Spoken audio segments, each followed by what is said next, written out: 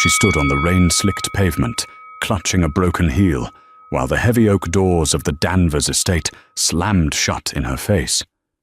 Inside, the sound of crystal glasses clinking and laughter erupted, laughter at her expense. Her husband, the man she had promised to love forever, had just dragged her out of his own anniversary gala, calling her a worthless embarrassment in front of the city's elite. He thought he had discarded a piece of trash. He didn't know he had just declared war on the sole heiress to the Rutherford Empire. Tonight, Phillips Danvers didn't just lose a wife. He invited a hurricane to his doorstep. The chandeliers inside the grand ballroom of the Plaza Hotel in New York City didn't just sparkle. They judged. Or at least, that was how Maya felt as she stood near the periphery of the room, clutching a glass of lukewarm tap water she had managed to get from a passing waiter who looked at her with more pity than respect. Maya smoothed the fabric of her dress. It was a simple navy blue A-line she had bought off the rack at Macy's 3 years ago.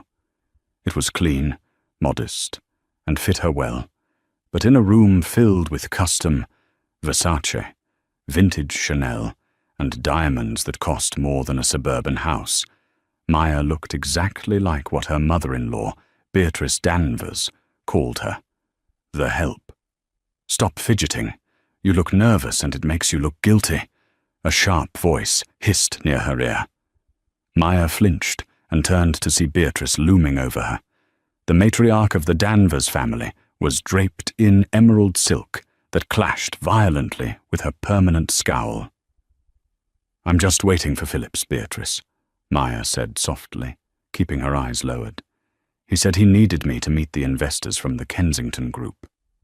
Beatrice let out a dry, rattling laugh. "Oh, you poor, delusional girl. Phillips doesn't need you to meet the Kensington partners. He needs you to stay invisible so he can charm them. Do you really think he wants a penniless orphan with no pedigree standing next to him while he closes the deal of the century?" Maya bit her lip, tasting iron. "I'm his wife." "You are a mistake," Beatrice corrected, sipping her champagne. "A college fling that went on too long. Look at him, Maya. That is where he belongs." Maya looked across the room. Under the golden glow of the center dome, Phillips Danvers held court. He was undeniably handsome, with the kind of sharp jawline and perfectly coiffed sandy hair that graced the covers of Forbes and GQ. He was laughing at something a tall, stunning blonde woman was whispering in his ear. The woman was Tiffany St. Clair, daughter of a senator, wealthy, connected, and wearing a backless red dress that screamed, "Future wife." Maya felt a familiar ache in her chest. For 2 years she had tried.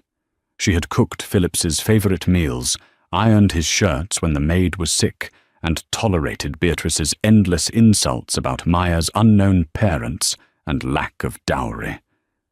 She had believed Phillips when he said he loved her simplicity, her grounding presence. But lately, grounding had turned into boring, and simplicity had turned into embarrassing. "Go find a corner and stay there," Beatrice commanded, turning on her heel.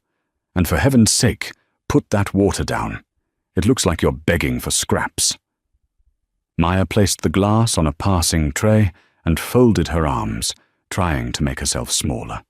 She watched as Phillips placed a hand on Tiffany's lower back, guiding her toward a group of older men in tuxedos. He didn't look for Maya. He hadn't looked for her since they arrived 2 hours ago.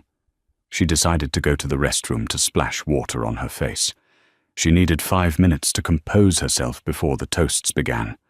As she navigated through the crowd, trying not to bump into anyone, she overheard voices coming from a semi-private alcove near the bar. "I don't know why he keeps her around, honestly," a man's voice said. It was loud, slurred by too much expensive scotch. Maya recognized it. Gary, Phillips's best friend and business partner. "Optics, Gary. Optics," Phillips's voice replied. Maya froze. She stood behind a large potted fern, her heart hammering against her ribs. What optics? Gary laughed. She looks like she wandered in from a bus stop. Tiffany is all over you, man. The St. Clair merger would be a lot smoother if you weren't dragging the charity case around.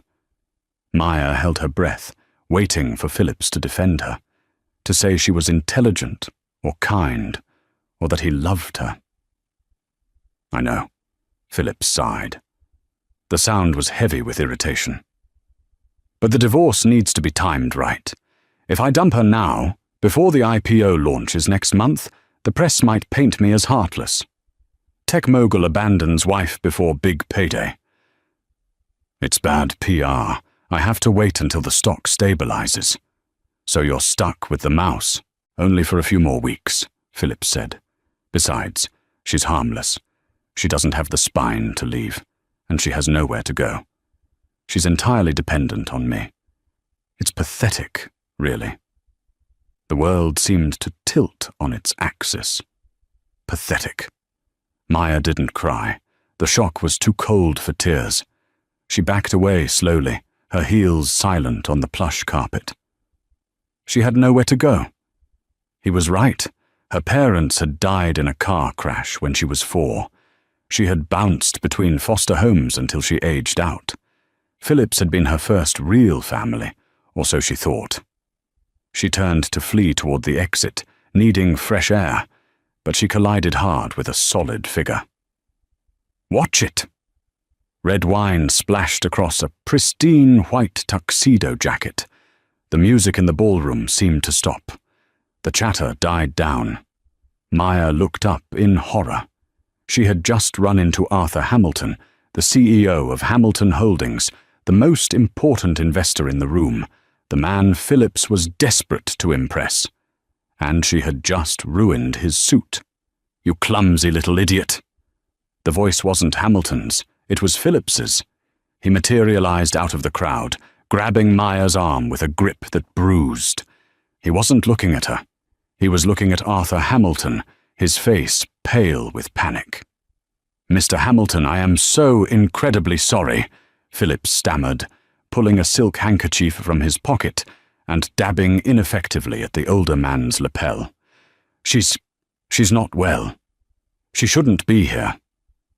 Arthur Hamilton, a man with steel-grey hair and eyes to match, brushed Phillips's hand away. He looked at Maya, not with anger, but with a strange, penetrating curiosity. It is just wine, Mr. Danvers. However, the lady seems distressed. She's drunk, Beatrice announced, stepping into the circle that had formed around them. The guests whispered behind their hands. Tiffany St. Clair stood nearby, smirking, her phone raised as if recording the scene. I'm not drunk, Maya whispered, her voice trembling. I haven't had a drop of alcohol. Don't lie to them, Phillips snapped, spinning on her. His eyes were dark, void of any of the warmth she remembered from their wedding day. Look at you. You're a mess. You've been embarrassing me all night. And now you ruin Mr. Hamilton's jacket? Do you have any idea how much this suit costs? More than you've made in your entire life. Phillips, please, Maya said, realizing the entire room was watching. Let's just go home. No, Phillips said, his voice rising. The adrenaline of the potential business failure was making him reckless. He needed a scapegoat. He needed to show Hamilton that he didn't tolerate incompetence, even from his wife, especially from his wife. I am not going anywhere. You are leaving. What? I said get out, Phillips hissed. You don't belong here, Maya. You never did. Look around you. These are people of substance, people of worth. You're just a burden. The cruelty of the words hung in the air like smoke. Even Beatrice looked momentarily surprised by his ferocity, though she quickly recovered and nodded in agreement. Phillips, we are married, Maya said, her voice gaining a sudden, steel-like edge she didn't know she possessed. You are humiliating me. You humiliated yourself, Phillips yelled. He grabbed her arm again, harder this time, and began dragging her toward the grand double doors of the ballroom. "Phillips, stop!" Maya struggled, her heel twisting on the floor. "Get out!" He shoved the heavy doors open. The security guards outside looked uncomfortable but didn't intervene. Mr. Danvers was the client, after all. Phillips pushed her past the threshold, out into the lobby, and then continued toward the main entrance of the hotel. It was raining outside, a torrential New York downpour. "Phillips, I don't have a coat. I don't have money for a cab," Maya pleaded, the cold air from the revolving doors hitting her bare arms. "Walk," Phillips sneered. "Maybe the rain will wash off the stench of failure. Don't come back to the penthouse tonight. I don't want to see your face until I've fixed the mess you made with Hamilton." He gave her one final shove. Maya stumbled, catching her heel in the grate of the entryway mat. She fell hard onto the wet concrete of the sidewalk outside the hotel. The heel of her shoe snapped with a loud crack. Passers-by stopped and stared. A doorman took a half-step forward, but stopped when Phillips held up a hand. "She's fine," Phillips barked at the staff. "Leave her." He looked down at his wife, sprawled on the wet pavement, her hair plastered to her face, her knee bleeding. "You're pathetic, Maya," he said, repeating the words from the alcove. "Do us both a favor and disappear." He turned his back on her and walked back into the warmth of the plaza, dusting off his hands as if he had just taken out the garbage. Maya sat there for a moment, the rain soaking through her thin dress, chilling her to the bone. The physical pain in her knee was nothing compared to the hollow cavern in her chest. She watched the golden revolving door spin, sealing him inside with the champagne and the laughter. She slowly unbuckled her broken shoe and threw it into the gutter. She stood up, barefoot on the cold New York sidewalk. She reached into her small clutch. Phillips thought she had nothing. He thought she was just Maya, the orphan from Ohio. She pulled out a small, worn piece of paper she had kept hidden in the lining of her purse for 20 years. It was a phone number, a number her mother had given her just before the crash, whispering, "If you are ever truly alone, if you have no one left, call this number. Tell them who you are." Maya had never called it. She had been too afraid, too proud, and then she had found Phillips. She thought she didn't need it. She dialed the number with shaking fingers. It rang once, twice. Rutherford Residence, private line. A stiff British voice answered. "Hi." Maya's voice cracked. She cleared her throat and looked up at the Plaza Hotel, her eyes hardening. "I need to speak to Harold Rutherford." "Mr. Rutherford does not take unsolicited calls. Who is this?" "Tell him." Maya took a deep breath, the rain mingling with the tears on her face. "Tell him it's Maya. Maya Antoinette. Rutherford. Tell him his granddaughter has finally come home." There was a silence on the other end, so profound it felt like the line had gone dead. Then a sharp intake of breath. "Miss Maya? Good heavens, hold the line. Do not hang up. I am transferring you to the master immediately." 30 seconds later, a deep, gravelly voice thundered through the phone. It sounded like old mountains and iron. "Maya?" "Grandfather," she whispered. "I need you." "Where are you?" The voice was commanding, terrifying and fiercely protective. "The plaza, outside. He threw me out." "Who did?" The tone dropped an octave. It was the voice of a man who could buy and sell countries. "My husband. Phillips Danvers." A pause. Then a sound that chilled her blood and warmed her heart simultaneously. "Stay right there, child. Do not move. I am in the city. I was coming to inspect the Hamilton deal personally. It seems I have a new priority." "Grandfather, I look like a mess. I have no shoes." "It doesn't matter," Harold Rutherford growled. "In 20 minutes, you will be the most powerful woman in that building. And Phillips Danvers, He will wish he had never been born. Maya lowered the phone. A sleek black limousine with flags on the hood turned the corner, followed by two massive SUVs. They weren't just cars, they were a cavalcade. The lead car screeched to a halt in front of her. The back door flew open before the car even fully stopped. An old man with a silver cane and a coat that cost more than Phillips's entire company stepped out into the rain, ignoring the umbrella his driver held out. He looked at Maya, really looked at her, and his hard, lined face crumbled into pure grief and love. "My girl," he choked out, pulling her into a crushing hug. "My poor, lost girl." Maya buried her face in his cashmere coat and finally let herself weep. "I've got you," Harold whispered into her hair, his eyes glaring at the plaza's entrance with the fury of a vengeful god. "Dry your tears, Maya. Tonight we don't cry. Tonight we take everything." The interior of the limousine was quiet, save for the hum of the engine and the rhythmic drumming of a rain against the bulletproof glass. It smelled of aged leather and expensive scotch, a scent that usually made Maya anxious, reminding her of Phillips's drinking. But here, mixed with the faint aroma of cigar smoke and peppermint, it felt safe. Harold Rutherford sat opposite her, his cane resting between his knees, his sharp eyes scanning her face as if trying to memorize every feature.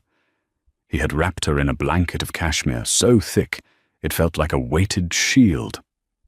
"Why?" Maya asked, her voice raspy. She gripped a crystal tumbler of water Harold's assistant, a stoic man named Giles, had poured for her. "Why now? Why did you never come for me?" Harold's expression darkened, a shadow passing over his face that looked like a thunderhead. "Your father, my son, was a stubborn man. He wanted a simple life. He rejected the Rutherford legacy. When he married your mother, they cut ties. They wanted to raise you away from the vultures, as he called them." He leaned forward, his voice dropping to a whisper. "When the accident happened, I was in Tokyo. By the time I returned, you were gone. The system had swallowed you. The records were sealed, names were changed. I have spent 20 years turning over every stone on this earth to find you. I hired private armies. I bribed officials. And all this time, you were right here, hiding in plain sight, married to that insect." Maya looked down at her hands.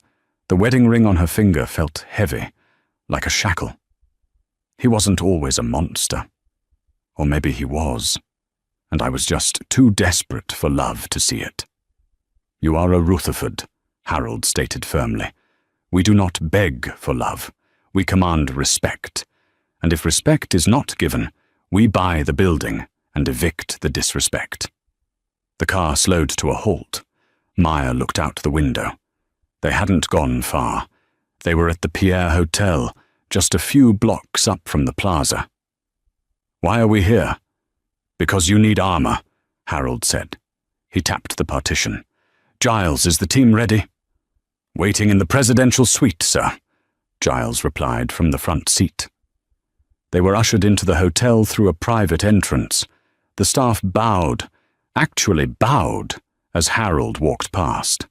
In the elevator, Harold turned to her. "Tonight, Phillips Danvers thinks he has discarded a burden. He believes he is about to close a deal with Hamilton Holdings that will save his mediocre little tech firm. What he does not know is that Hamilton Holdings is a subsidiary." Maya's eyes widened. "A subsidiary? Of Rutherford Global?" Harold smirked, a cold, predatory glint in his eye. "Arthur Hamilton works for me. He was there tonight on my orders to audit Danvers. I was considering acquiring Phillips's company as a minor asset.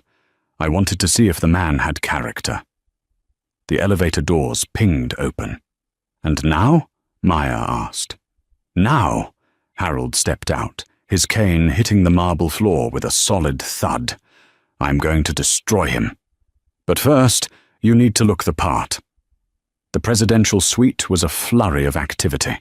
Racks of clothes lined the walls. A team of 3 women and 2 men stood at attention. They were the city's top stylists, makeup artists and hairdressers, summoned on a Saturday night with a single phone call. "This is my granddaughter," Harold announced to the room. "She has been through hell. You have 1 hour to make her look like she owns heaven." The next hour was a blur of silk, powder, and hairspray. Maya sat in front of the vanity, watching her reflection change. The tired, pale woman with the messy bun and the sad eyes vanished. The makeup artist applied a bold, crimson lip, a color Maya had never dared to wear.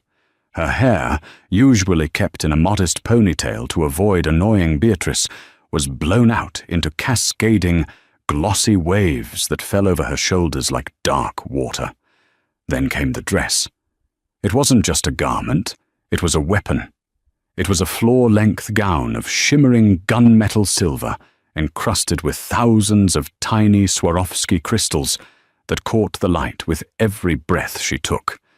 It had a high slit up the left leg and a neckline that was daring yet regal. It hugged her curves, showing a silhouette she had hidden under baggy sweaters for years. "Shoes," the stylist commanded. A pair of Christian Louboutin heels, encrusted with matching crystals, were placed on her feet. They were 4 inches high. I can't walk in these," Maya stammered. "My knee." "You will walk," Harold said from the doorway. He was holding a velvet box. "Pain is temporary. Glory is forever. Stand up, Maya." She stood. The shoes hurt, but the height gave her a strange surge of power. She was taller. She felt formidable. Harold walked over and opened the velvet box. Inside lay a necklace that made the stylists gasp. It was the Rutherford star, a sapphire the size of a pigeon's egg, surrounded by flawless diamonds. "This belonged to your grandmother," Harold said softly, fastening the heavy cold weight around her neck. "She wore it to meet the Queen. Now, you wear it to bury a peasant." He handed her a clutch. Inside was a black titanium credit card and a heavy fountain pen. "What is this for?" "The contract," Harold said grimly. "We are going back to the party." Maya's stomach flipped. "I can't go back there, grandfather. He threw me out. Everyone saw. They'll laugh." Harold gripped her shoulders, forcing her to look him in the eye. "Let them laugh. Hyenas always laugh before the lion tears their throats out. You are not going back as Mrs. Phillips Danvers, the unwanted wife. You are going back as Maya Rutherford, the chairwoman of the board." "Chairwoman." "I signed the papers in the car," Harold winked. "As of 20 minutes ago, you are the majority shareholder of the subsidiary that controls the investors Phillips is begging for money. Technically, my dear, you are his boss." Maya looked in the mirror. The woman staring back wasn't the girl who cried over burnt toast or apologized for taking up space. This woman looked dangerous. "Okay," Maya whispered. Then, louder. "Okay. Ready?" Harold offered his arm. Maya took it. "Let's go." The atmosphere in the plaza ballroom had shifted from tense to raucous. With Maya gone, Phillips Danvers felt a weight lift off his shoulders. He was holding court near the ice sculpture, a glass of champagne in one hand, his other hand resting possessively on Tiffany St. Clair's waist. It was for the best, really, Phillips was saying to a group of sycophants. She was unstable. I tried to get her help, but some people just refuse to evolve. It's sad, but business must go on. "You're a saint for putting up with it this long, Phillips," Tiffany cooed, sipping her drink. "Honestly, that dress she wore, it was insulting to the venue." Beatrice Danvers nodded in agreement. "I've always said you can't make a silk purse out of a sow's ear. Now that the baggage is gone, we can focus on the future." Arthur Hamilton stood a few feet away, swirling his scotch. He hadn't spoken much since the incident. He just watched Phillips with a look of detached calculation. "Mr. Hamilton," Phillips called out, waving him over. "Come, join us. I was just telling Tiffany about the projections for Q3. With your investment, we're going to crush the competition." Hamilton walked over slowly. "Is that so? And what about your wife? Is she safe?" Phillips waved a dismissive hand. "Oh, she's fine. Probably took a cab back to her old apartment. Don't worry about her. Focus on the deal, Arthur. I have the papers ready in the suite upstairs. We can sign tonight." "Actually," Hamilton checked his watch, "I'm waiting for my superior. He wanted to review the final terms personally." Phillips laughed. "Superior? I thought you were the CEO of Hamilton Holdings." "I am," Hamilton said dryly, "but I answer to the board and the chairman of the parent company." "Well, bring him in." Phillips grinned, drunk on adrenaline and expensive wine. "I'll charm him just like I charmed you." At that moment, the double doors of the ballroom didn't just open, they swung wide with a force that commanded attention.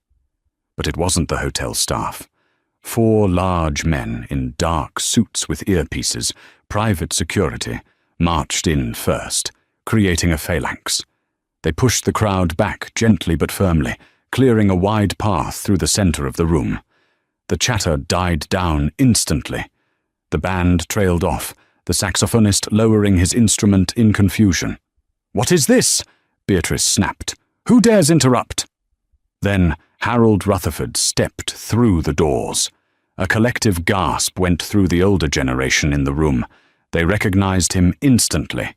The Lion of Wall Street. The man who owned half the shipping lanes in the Atlantic. He was a myth, a recluse, a titan. But he wasn't alone. On his arm was a vision in silver and diamonds. Philip squinted, the alcohol making his vision slightly blurry. He saw the dress first, the way it shimmered like liquid moonlight. He saw the hair, voluminous and rich. He saw the necklace, a sapphire so large it looked fake, though he knew instinctively it wasn't. He didn't recognize her. Not at first. He thought she was a supermodel, or perhaps grand royalty visiting from Europe. The woman walked with a gait that was smooth, predatory, and confident. Her chin was held high, her eyes scanning the room with a cold indifference that sent shivers down spines. She walked past the table where the friend, Gary, sat. Gary dropped his fork. She walked past the security guards who had watched her get thrown out. They looked down at their shoes. Harold and the woman stopped in the direct center of the room, right under the great chandelier. Arthur Hamilton immediately set down his glass and walked over to them, bowing his head slightly. "Sir. Ma'am." Phillips, sensing an opportunity to network with the legendary Harold Rutherford, disentangled himself from Tiffany and straightened his tie. He hurried over, putting on his best winning smile. "Mr. Rutherford," Phillips exclaimed, extending a hand. "What an honor. I had no idea you were in New York. I'm Phillips Danvers. I believe you know my associate, Mr. Hamilton." Harold didn't take the hand. He looked at Phillips's outstretched palm as if it were covered in slime. "I know who you are, Mr. Danvers," Harold rumbled. His voice carried through the silent room without a microphone. "And I believe you know the chairwoman of the board." Phillips looked confused. He looked at the beautiful woman on Harold's arm. She turned her head slowly, locking eyes with him. The recognition hit him like a physical blow to the gut. The eyes. They were the same honey-brown eyes he had looked into that morning. But the warmth was gone. The love was gone. All that remained was ice.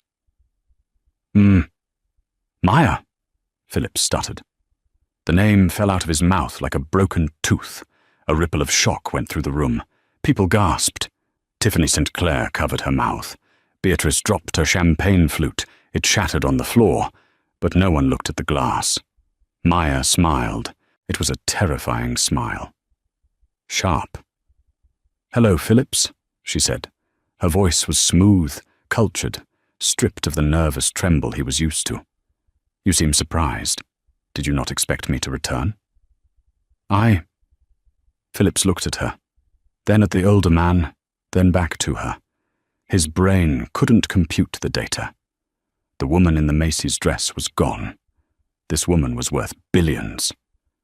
"But I threw you out." "You did," Maya nodded, stepping closer to him. She towered over him in her heels. "You threw out your wife, but you just invited in your new boss." "Boss?" Phillips laughed nervously, looking around for support. "What is this joke?" "Maya, you're making a scene. Where did you get those clothes? Did you steal them?" Beatrice marched forward, her face red. "Take that off, you thief! Security! Arrest her!" "Silence!" Harold roared. The sound echoed off the vaulted ceiling. "One more word from you, you harpy, and I will buy the bank that holds the mortgage on your house and foreclose on it by morning." Beatrice froze, her mouth open. Harold turned to the crowd. "Ladies and gentlemen, you all stood by and watched as this man," he pointed a gloved finger at Phillips, "humiliated a woman of grace and dignity. You laughed. You sneered." He put an arm around Maya. "Allow me to introduce you properly. This is not just Maya. This is Maya Antoinette Rutherford, my granddaughter, the sole heiress to the Rutherford estate, and as of this evening, the majority owner of the venture capital firm funding Mr. Danvers's little project." Phillips went pale. "No, that's impossible. She's an orphan. She has nothing." "She has everything," Harold corrected. "And you, Mr. Danvers, have a problem." Maya stepped forward, closing the distance between herself and her husband. She reached into a crystal clutch and pulled out the heavy fountain pen and a folded document Arthur Hamilton handed to her. "The contract with Hamilton Holdings," Maya said, holding up the paper Phillips had been desperate to sign. "You wanted this investment to save your company from bankruptcy, didn't you, Phillips? You over-leveraged on the tech expansion. You're broke without this money." "Maya, listen," Phillips began, sweat beading on his forehead. He reached for her arm, his tone shifting instantly from arrogance to desperation. "Baby, we can talk about this. I was stressed. The pressure, you know how I get. I love you. We can fix this." Maya laughed. It was a genuine laugh, but it lacked humor. "You love me? An hour ago I was pathetic. An hour ago I was a burden." She held the contract over the flame of a nearby candle on a serving table. "Maya, no!" Philip screamed, lunging forward. 2 security guards stepped in his way, blocking him like a brick wall. Maya watched the corner of the paper catch fire. The flame danced, consuming the ink, consuming Phillips's future. She held it until the heat nipped at her fingers, then dropped the burning ash onto the floor, crushing it with her diamond-encrusted heel. "The deal is dead, Phillips," Maya said coldly. "And so is the marriage." Phillips fell to his knees, staring at the ash. "You can't do this. I built this company." "And you built your own grave," Maya replied. She turned to the crowd, her voice projecting to the back of the room. "Please enjoy the champagne. It's on me. But Mr. Danvers and his mother are leaving." She pointed to the doors.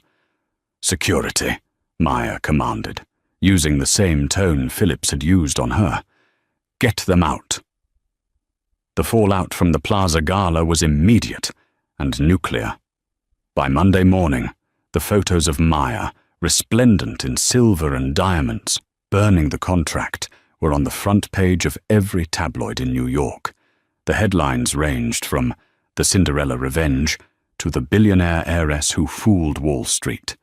Phillips Danvers, however, was not a man to go down without scratching and biting. Cut off from the Rutherford capital and blacklisted by every major bank in the city, Phillips retreated to the only weapon he had left: public opinion. He hired a sleazy crisis PR firm and booked an exclusive interview with a popular morning talk show. Maya sat in the drawing room of her grandfather's Upper East Side penthouse, watching the large 8K television screen. Harold sat nearby, reading the Wall Street Journal with a look of bored disgust. On the screen, Phillips sat opposite the interviewer, looking haggard, unshaven, and deliberately pathetic. He squeezed out a fake tear. "I didn't know," Phillips sobbed to the camera. "She lied to me for 2 years. She pretended to be poor. She pretended to be an orphan with nothing. I married her out of love. I took care of her. And it turns out she was testing me. It's entrapment. It's fraud. I am the victim here. She and her grandfather humiliated me because I'm a self-made man, and they hate anyone who wasn't born with a silver spoon." The interviewer nodded sympathetically. "So, you're saying you're going to fight this?" "Absolutely," Phillips said, his voice hardening. "I am suing for divorce on the grounds of fraud, and I am entitled to half of her marital assets. If she was a billionaire while we were married, then half of that money belongs to me." Maya turned off the TV. "He is delusional," she said quietly. "He is desperate," Harold corrected, folding his newspaper. "He is trying to use the court of public opinion to force a settlement. He thinks we will pay him off just to make him go away." "Will we?" Harold laughed, a dry, barking sound. "I would rather burn my money in a bonfire than give that leech a single cent. However, he does have one dangerous ally left." "Tiffany St. Clair," Maya guessed. "Her father," Harold said. "Senator St. Clair. He sits on the regulatory committee that oversees my shipping interests. Phillips is hoping the senator will pressure me." Just then, the intercom buzzed. Giles, the head of security, spoke. "Sir, Mrs. Beatrice Danvers is at the concierge desk downstairs. She claims it is a family emergency and refuses to leave." Harold reached for the button to deny her, but Maya stopped his hand. "Let her up," Maya said, her eyes cold. "I want to hear this." 5 minutes later, Beatrice was escorted into the room. She looked nothing like the imperious woman at the gala. Her Chanel suit was wrinkled, and her face was blotchy. She didn't look at Harold. She marched straight to Maya. "You ungrateful little witch," Beatrice screeched, though her voice shook. "Do you have any idea what you've done? The bank froze our personal accounts this morning. They're repossessing Phillips's Porsche. We can't even pay the staff." "Good," Maya said, taking a sip of tea. "Maybe you can learn to iron your own shirts. I did it for 2 years. Beatrice fell onto the sofa, changing tactics instantly. She began to weep. "Maya, please.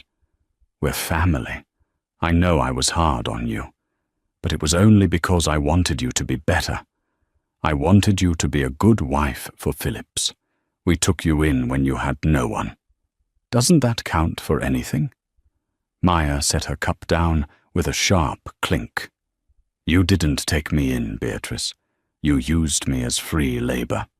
You made me sleep in the guest room when guests came over so they wouldn't see me. You told everyone I was the maid's daughter." I was stressed," Beatrice stammered. "Look, just talk to Phillips. Call off the lawyers. Give him a small settlement. Maybe 10 million? Just enough to start over. He's your husband. He loves you." Maya stood up and walked to a side table.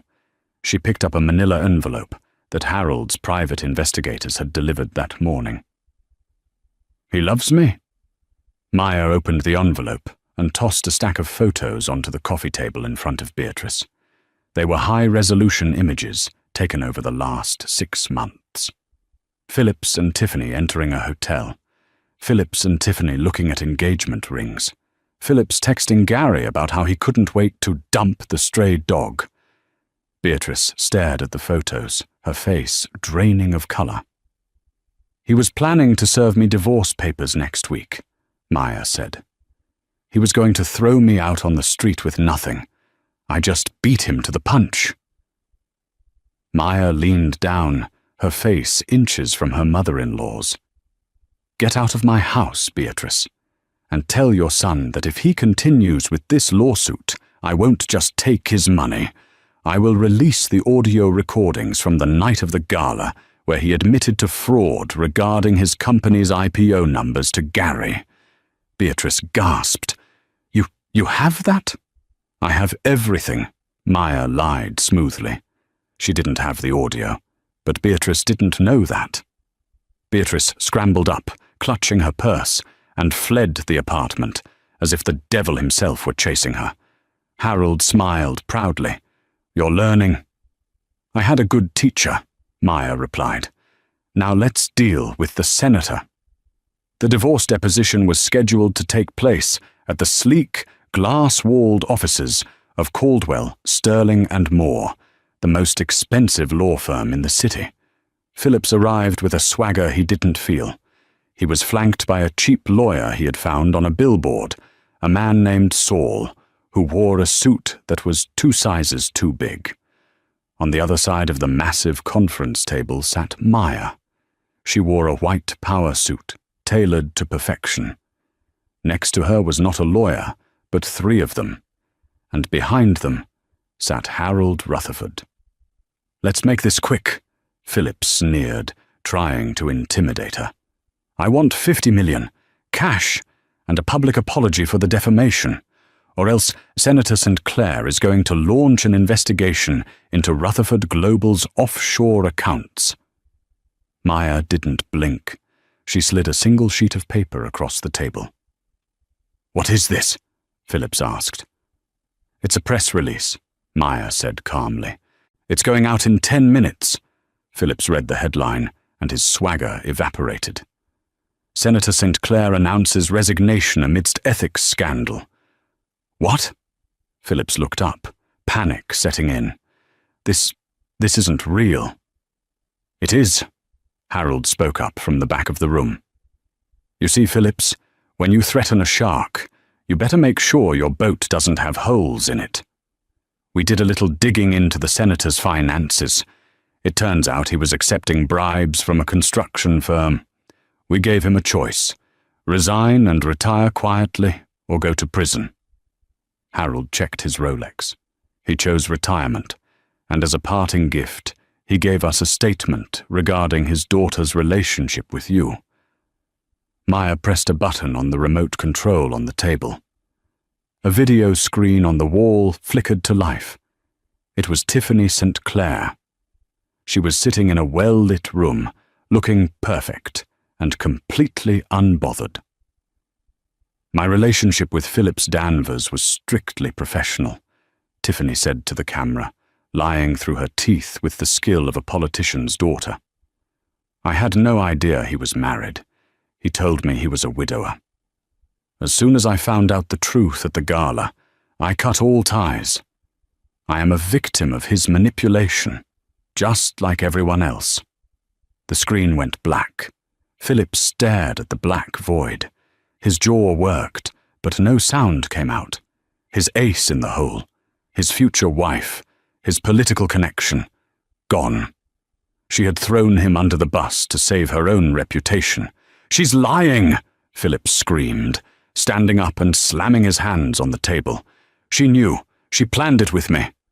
"Does it matter?" Maya asked softly. "She has the senator's PR machine behind her. You have—" Saul. Phillips's lawyer, Saul, closed his folder. "Mr. Danvers, I think we should settle." "I'm not settling," Phillips roared. "I still have the company. My tech firm is worth millions. I don't need you." "Actually," Maya interrupted. "About that."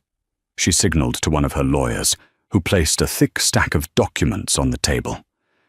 "While you were busy doing TV interviews, the bank called in your loans. You defaulted.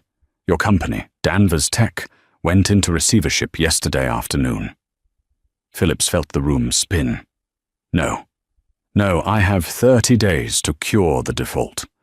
You did, Maya said, but the bank sold the debt to a private equity firm. Who? Phillips whispered. Me, Maya said. Silence descended on the room, heavy, suffocating silence. I own your debt, Phillips. I own your building. I own your servers. I own the chair you sit in at your office, and I am foreclosing. Phillips collapsed back into his chair. He looked small. The handsome, arrogant titan of industry was gone, replaced by a broken man in a suit he could no longer afford. Why? He croaked, tears streaming down his face. Real tears this time. Why go this far? You could have just left. Maya looked at him, and for a second she remembered the man who had bought her ice cream on their first date. She remembered the hope she had felt. I tried to leave, Phillips, she said, her voice trembling slightly before stabilizing. I walked out into the rain. I was willing to disappear. But you followed me. You mocked me. You broke my heel and left me bleeding on the sidewalk because you thought I was trash. She stood up, buttoning her jacket. I didn't destroy you because I hate you, Phillips. I destroyed you because you needed to learn that you cannot treat people like disposable objects. She turned to her lawyers. Have him sign the divorce papers. He gets nothing, no alimony, no assets. In exchange, I won't sue him for the misuse of company funds during our marriage, which would send him to jail for 5 years. She looked down at her ex-husband one last time. Sign the papers, Phillips, or go to prison. It's your choice. Phillips's hand shook violently as he picked up the pen. He didn't look up. He signed his name, signing away his marriage, his company, and his pride. Maya didn't wait to watch. She turned and walked out of the glass office, Harold Rutherford right beside her. As they reached the elevator, Harold patted her hand. How do you feel? Maya took a deep breath. She felt lighter than she had in years. I feel, she said, a small smile playing on her lips, like getting a burger. I'm starving. Harold laughed. A burger it is. But first, we have one last stop. Where? The conclusion. Harold winked. You need to tell the world who you really are. 1 year later, the New York winter was particularly cruel that year. The wind whipped down Fifth Avenue like a physical slap, cutting through layers of wool and polyester alike. Outside the gilded entrance of Le Jardin, one of the city's newest and most exclusive restaurants, a man stood shivering in a valet uniform that was slightly too tight around the shoulders. His name tag, crooked and plastic, read simply, Phillips. Phillips Danvers rubbed his gloved hands together, trying to generate some friction. His knuckles were raw from the cold. It had been a long shift. He had parked Bentleys, Ferraris, and Maybachs for the last 6 hours, handling keys to cars he used to own. Cars he had been forced to sell to pay off legal fees and outstanding debts. His fall had been absolute. After the divorce and the dissolution of Danvers Tech, he found himself unemployable in the corporate world. Maya's revelation about his fraudulent IPO numbers had made him a pariah. No board would touch him. No bank would lend to him. Even his mother, Beatrice, had been forced to sell the family estate and move into a 2-bedroom condo in New Jersey, spending her days calling Phillips to complain about the lack of closet space. Hey, buddy, wake up! A harsh voice snapped Phillips out of his misery. A young man in a tailored suit, no older than 25, was dangling a set of keys in front of Phillips's face.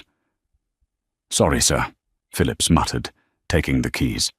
He kept his head down.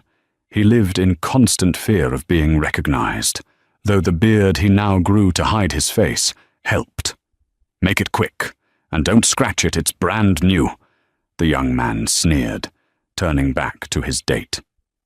Phillips jogged to the car, As he slid into the leather seat, the smell of expensive cologne hit him, the same cologne he used to wear. He gripped the steering wheel, fighting back a wave of nausea. This was his life now, serving the people he used to look down on. Tonight was a big night at Le Jardin.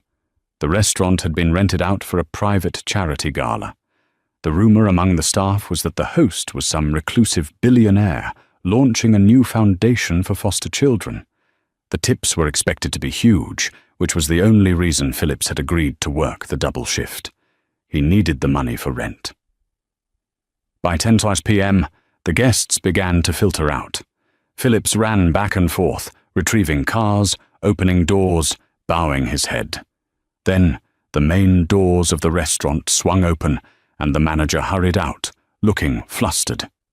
"Clear the lane," the manager hissed at the valets. "The hostess is leaving. I want the Rolls-Royce pulled up now." Phillips scrambled. He was the closest driver. He sprinted to the VIP lot, his breath pluming in the icy air. He found the car, a custom phantom black Rolls-Royce with diplomatic flags on the fender. It was a beast of a machine. He drove it carefully to the curb, putting it in park. He jumped out and rushed to open the rear passenger door, executing the perfect bow he had been trained to do. "Your car, ma'am," Phillips said to the pavement. A pair of shoes stepped out onto the curb. They weren't high heels. They were sensible, elegant, flat velvet boots. "Thank you," a voice said. Phillips froze. He knew that voice. It was the voice that used to whisper good night to him, the voice that used to hum in the kitchen. He slowly looked up. Maya stood there. But she wasn't the terrified girl in the rain anymore, nor was she the vengeful fury in the silver dress. She looked peaceful. She wore a long camel coat over a white dress. Her hair was pulled back loosely. She held a sleeping toddler in her arms, a little girl with curly hair. Standing next to her was a man. He was tall, with broad shoulders and a kind face. He had a protective hand on Maya's back. It wasn't Harold Rutherford. Harold had passed away peacefully in his sleep 3 months prior, leaving the entire empire to Maya. This man was Dr. Lucas Bennett, the pediatrician Maya had met while setting up her foundation's hospital wing. Maya looked at the valet. She paused, her hand halfway to the door handle. She looked at the name tag. Phillips. Then she looked at his face. Phillips wanted the ground to open up and swallow him whole. He wanted to run. He wanted to scream. But he couldn't move.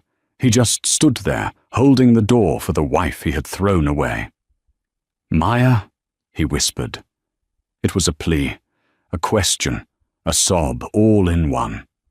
Dr. Bennett looked at Phillips, then at Maya. "You know him, honey?" Maya looked at Phillips for a long, stretching moment. She took in the cheap uniform, the tired eyes, the red, chapped hands. She saw the karma that had come full circle. She could have insulted him. She could have laughed. She could have told her new husband, "This is the loser who broke my heart." But Maya Rutherford had evolved beyond him. He was no longer a villain in her story. He was just a footnote. "No," Maya said softly, turning her gaze back to her husband and the sleeping child in her arms. "I don't know him. Just someone from a past life." She stepped into the car, settling the baby on her lap. "Drive safe," Dr. Bennett said kindly to Phillips, pressing a folded $100 bill into Phillips's hand. The heavy door thudded shut. Phillips stood on the curb, clutching the money. He watched through the tinted glass as the car pulled away. He saw Maya lean her head on the doctor's shoulder. She didn't look back. Not even once. "Move it, buddy," the manager yelled from behind him. "We got a line forming." Phillips blinked, the tears finally spilling over, mixing with the freezing rain on his face. He looked at the $100 bill. It was more than he used to give Maya for her weekly grocery allowance. "Yes, sir," Phillips choked out. He shoved the bill into his pocket and ran to get the next car, a ghost haunting the life he could have had, disappearing into the grey mist of the New York night. And that is the story of how a single act of cruelty unraveled a life, and how a hidden legacy revealed the truth. Phillips Danvers thought he was discarding a broken accessory, but he ended up throwing away a diamond to chase after glass. It serves as a powerful reminder that we should never judge others by their current circumstances, because the wheel of fortune is always turning. The person you mistreat today could be the person holding the keys to your future tomorrow. Maya's journey from a silenced wife to a powerful matriarch proves that true worth isn't about what you wear, but who you are. If you enjoyed this story of instant karma and dramatic justice, please hit that like button. It really helps the channel grow. Don't forget to subscribe and ring the bell so you never miss a new story. And tell me in the comments, do you think Phillips deserved forgiveness, or did he get exactly what he deserved? Type Team Maya if you're on her side. Thanks for watching.